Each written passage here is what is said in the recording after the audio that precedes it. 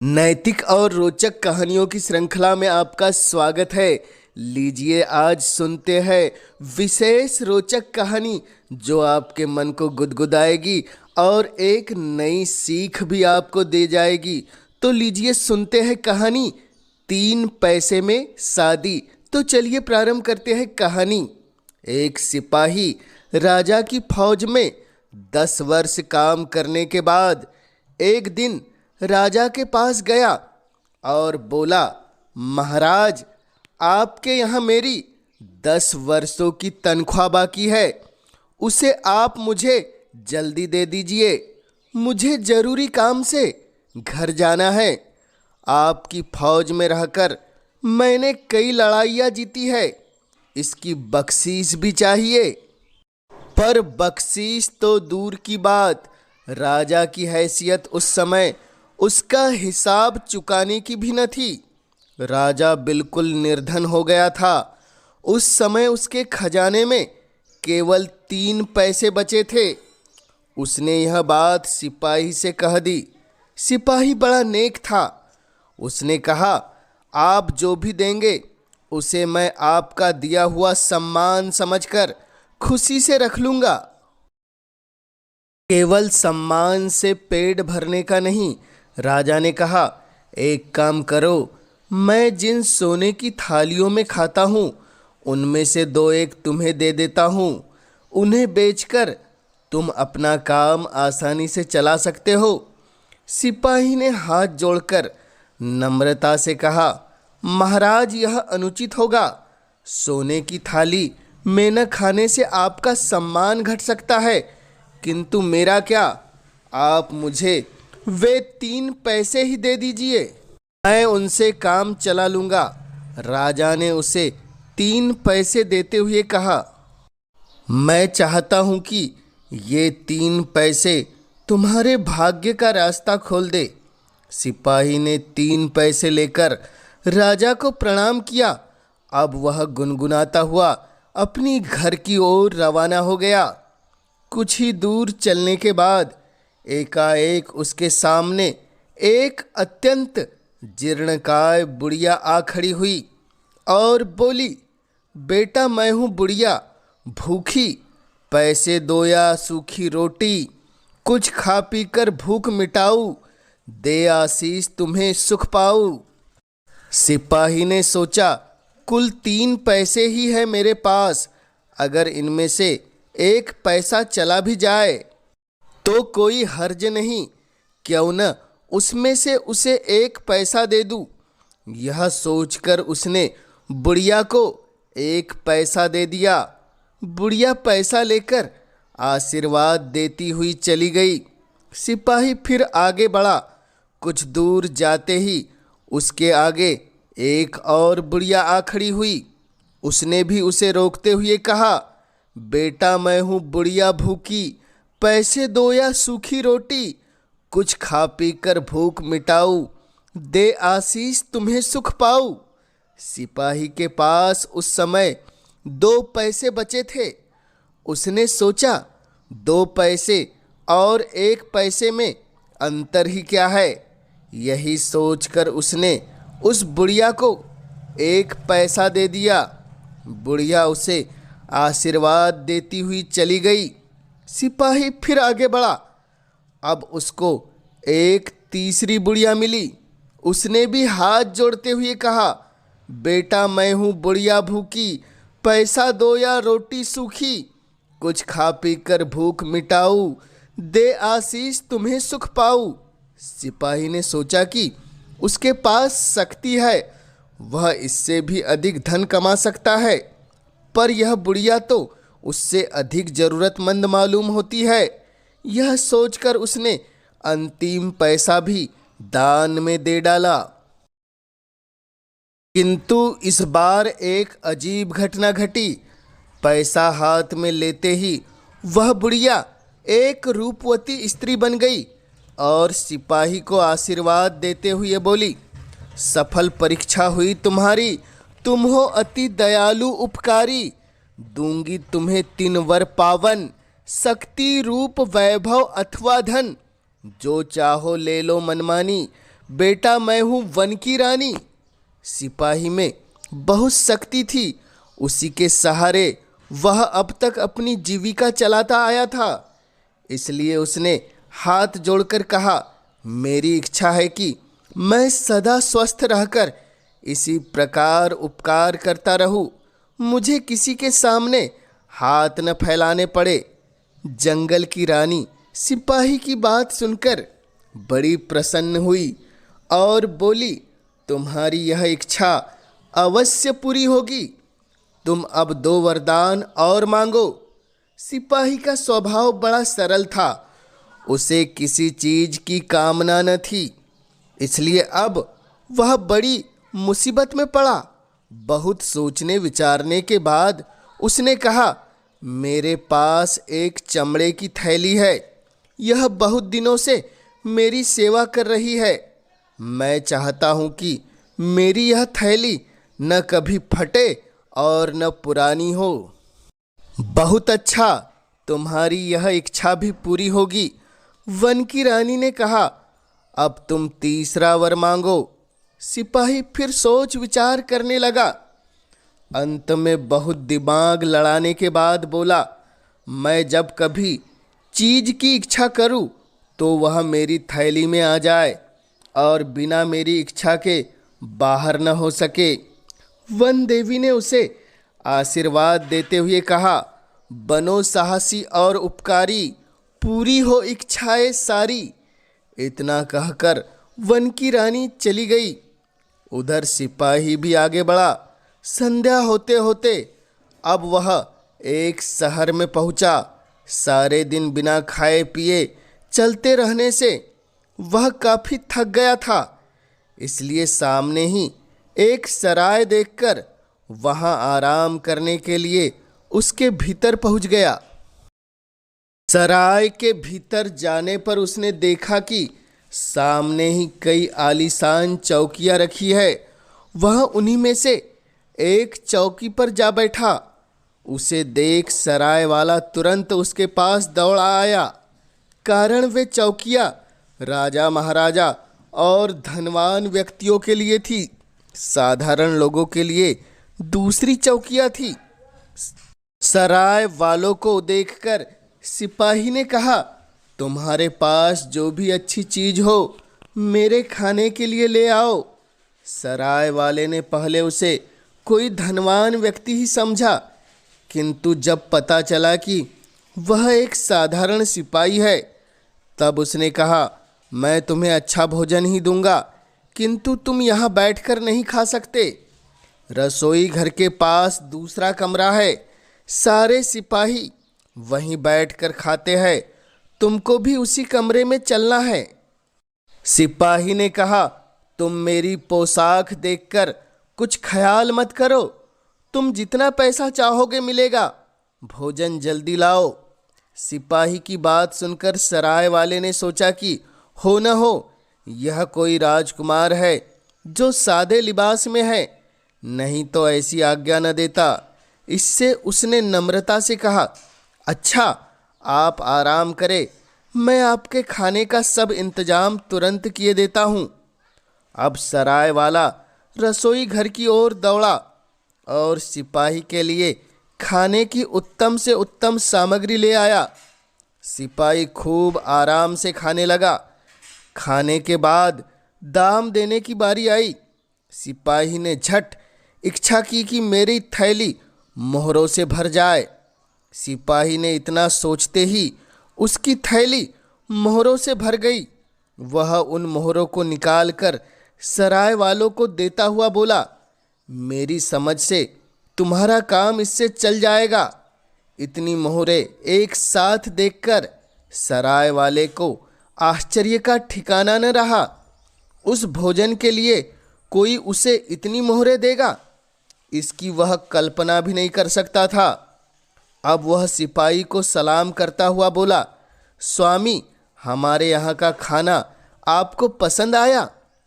खाना बहुत अच्छा था, सिपाही बोला, किंतु अब मैं बहुत थक गया हूँ। तुम मेरे लिए कहीं सोने का इंतजाम कर दो, मैं रात में आराम से सोना चाहता हूँ। उस समय सराय में एक कमरा छोड़कर और कोई कमरा खाली न था, पर रात में भूतों के डर से कोई उस खाली कमरे में न सोता था। लोगों का ख्याल था कि उस कमरे में कोई भूत है। रात में जो भी उसमें सोता था वह दिन में मरा हुआ पाया जाता। सराय वाले ने अपनी सारी मजबूरी उस सिपाही से कह दी, पर सिपाही सिपाही था, उसे भूतों पर जरा भी विश्वास न था। सराय वाले की मजबूरी सुनकर उसने कहा, मैं उसी भूतों वाले कमरे में रहूंगा, तुम कोई चिंता न करो, मेरा बिस्तर उसी कमरे में लगवा दो, इसके लिए तुम्हें इनाम मिलेगा। सिपाही की बातों से सभी लोग दंग थे। सराय वाले ने कोई चारा न देखकर सिपाही के सोने का बंदोबस्त उसी कमरे में कर दिया। उस कमरे में पहुंचकर सिपाही आराम से चारपाई पर जा लेटा, किंतु वहां लेटने के क्षण भर बाद ही उसे लगा कोई चारपाई को हिला रहा है, पर सिपाही ने उस पर कोई ध्यान न दिया। अचानक से एक अत्यंत कुरूप बौना निकलकर उसके आगे आ खड़ा हुआ। उसकी आंखें बिजली की तरह चमक रही थी और नाखून सुई की तरह नुकीले थे।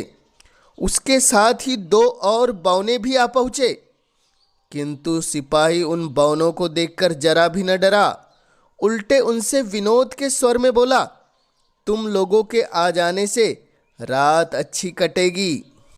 तीनों बौने अब सिपाही के पास आकर उसे तंग करने लगे।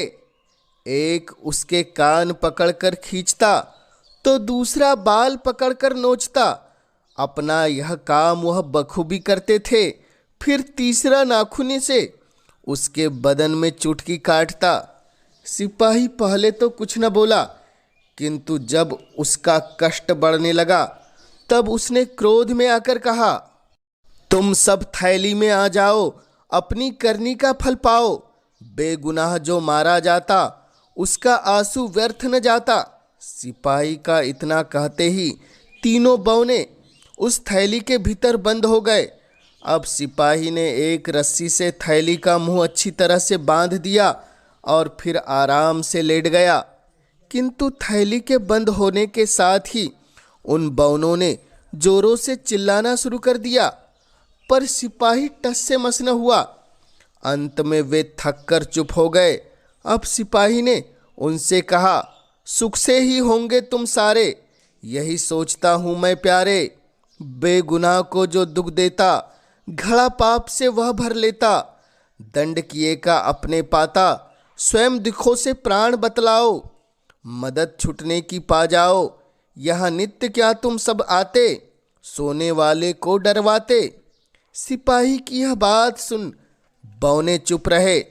वे अपनी कोई भी गुप्त बात बताने को तैयार न थे, पर अंत में छुटकारे का कोई चारा न देखकर पहले बौने ने कहा, गड़ा गुप्त धन इसमें प्यारे, बन उसकी आते रखवारे। दूसरे ने कहा, लेने की जो कोशिश करता, पल में उसका जीवन हरता। तीसरे ने कहा, तुम भी यदि आओगे आगे, खोओगे निज प्राण अभागे।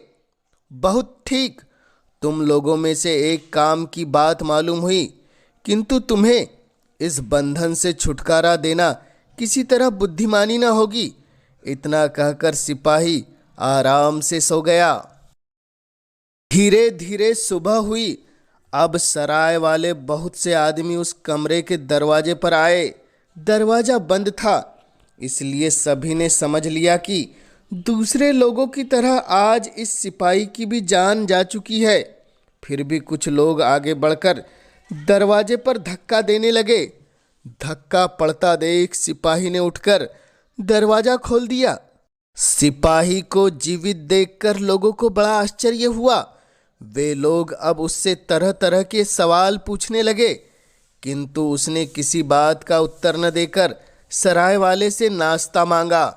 सराय वाला दौड़कर नाश्ता ले आया।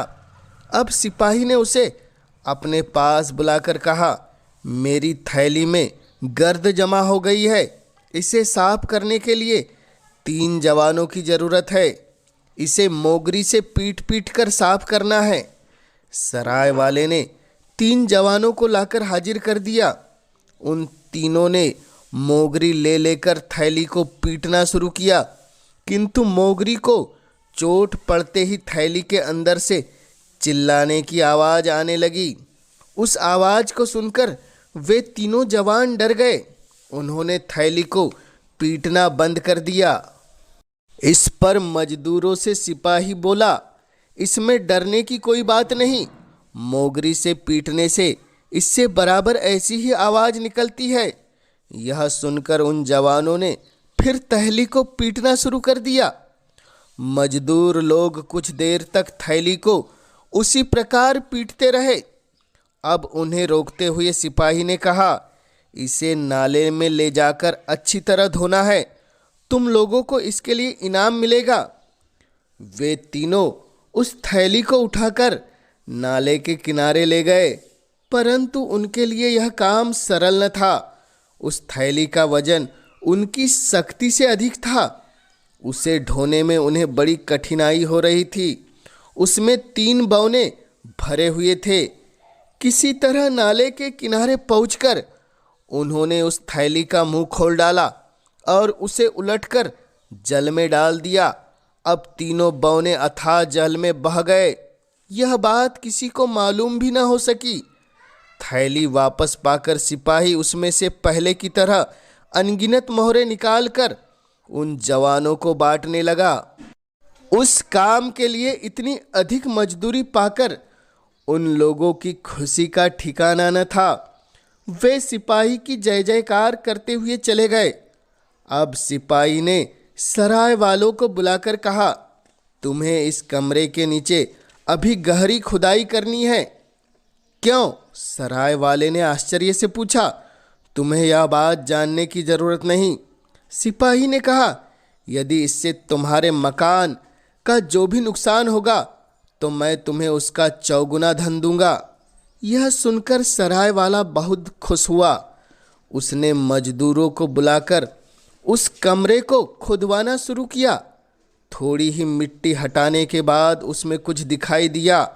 पीतल का एक चमचमाता हुआ घड़ा। उसका मुंह मिट्टी से अच्छी तरह बंद था। उस घड़े को बाहर निकाला गया, पर उसका मुंह खुलते ही उन लोगों के आश्चर्य की सीमा न थी, कारण वह घड़ा मोहरों से भरा हुआ था। अब उस सिपाही ने सराय वाले से कहा कि वह घड़े को ले जाए, किंतु सराय वाले ने कहा, यह ठीक है कि यह मोहरे मेरे मकान से निकली है, किंतु उसकी खोज की है आपने, इसलिए इसके आधे के हिस्सेदार आप है। मेरे पास बहुत सारा धन है। सिपाही ने उसे समझाते हुए कहा, इन्हें तुम ही अपने पास रखो। किंतु सराय वाला सिपाही को यूं ही छोड़ने वाला नहीं था।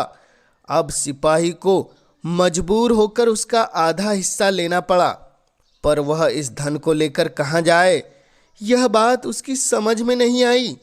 इसी समय उसे याद आया अपने देश के दुखी राजा का। उसने सोचा, क्यों न इन मोहरों को राज्य कोष में जमा कर देश की दुखी प्रजा के कल्याण में इसका उपयोग किया जाए। बस वह उन मोहरों को अपने राजा के यहाँ ले गया और उनको राजा की चरणों में रखकर सारी कहानी सुनाई। अब तो राजा की प्रसन्नता का वारा पास न रहा। उसने सिपाही को गले लगाते हुए कहा, तुमने माँ की लाज बचाई, सभी प्रजा की हुई भलाई, काम तुम्हारा अनुपन पावन, धन्य तुम्हारा है यह जीवन। किंतु राजा ने इतने से ही उस सिपाही को न छोड़ा, बल्कि अपनी राजकुमारी से उसका विवाह भी करा दिया। अब आशीर्वाद देते हुए राजा ने कहा, राज्य सौंपता तुमको भाई, करो प्रजा की नित्य भलाई, साहस का जो साथ न छोड़े, नहीं सच्चाई से मुंह मोड़े, धरा बनेगी उसकी चेरी, कभी सीख मत भूलो मेरी। अब सिपाही अपनी सच्चाई, साहस और दया से उस देश का राजा बन गया। तो यह थी कहानी 3 पैसे में शादी आपको यह कहानी कैसी लगी हमें कमेंट्स के माध्यम से ज़रूर बतलाएं। और इस चैनल पर पहली बार आया है तो इस चैनल को ज़रूर कर दे सब्सक्राइब, ताकि आप तक ऐसी रोचक और तथ्यपूर्ण कहानियाँ सबसे पहले पहुँच सके। इस कहानी के माध्यम से हमसे जुड़े रहने के लिए आपका पूरे दिल से धन्यवाद।